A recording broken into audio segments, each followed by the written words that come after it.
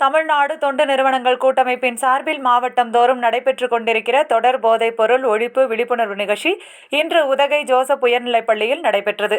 கவா அறக்கட்டளை தலைவர் வழக்கறிஞர் சுப்பிரமணி அவர்கள், மருத்துவர் பிலிப்ராஜ், ரவி, ரெட் கிராஸ் மேலாண்மை குழு உறுப்பினர் நீலகிரியின் மாயக்குரல் மோகன்ராஜ், ஃபோபியோ ஃபவுண்டேஷன் தலைவர் மற்றும் நீலகிரி எஜுகேஷன் ட்ரஸ்ட் நிர்வாகிகள் மற்றும் ஜாஃபர் கலந்து கொண்டு விழிப்புணர்வு வழங்கினர்.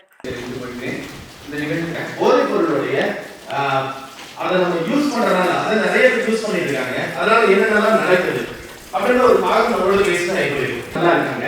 இன்னைக்கு நீ வந்ததால ஒரு காரியத்தை மட்டும் நீ சொல்றியா? கண்டிப்பாங்க. இன்னைக்கு நான் வந்ததால விஷயத்தை நான் கண்டிப்பா சொல்ல போறேன். சரி, என்ன விஷயமா?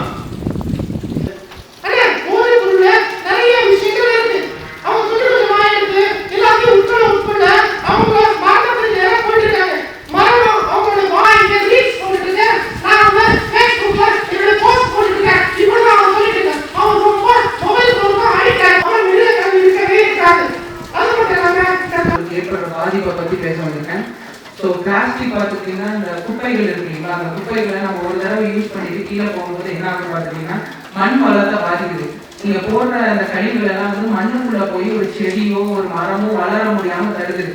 இல்லைன்னா அது அங்கேயே கிடக்கும்போது என்ன ஆகுதுன்னா மிருகங்கள் இருக்கு இல்லைங்களா, 2023 ஒரு நாடு முழுவதும் எழுதப்பட்ட ஒரு ஸ்டாட்டிஸ்டிக்ஸ்ல பார்த்துக்கிட்டீங்கன்னா உணவுல வந்துட்டு பிளாஸ்டிக் இருக்குன்றத கண்டுபிடிச்சிருக்காங்க. அது மனிதனோட உணவுலையும் டெஸ்ட் பண்ணி பார்க்கும்போது பிளாஸ்டிக் இருக்கு அப்படின்றது கண்டுபிடிக்கப்பட்டிருக்கு. இதனால நம்மளுக்கு என்ன சார் பாதிப்பு அப்படின்னு பார்த்தீங்கன்னா கவர்மெண்ட் என்ன சொல்லுதுன்னா, நீங்க பிளாஸ்டிக் பதிலாக மஞ்சள் பையில இருக்கக்கூடிய பொருட்கள் எல்லாருக்கும் மிக நன்றி. தேங்க்யூ.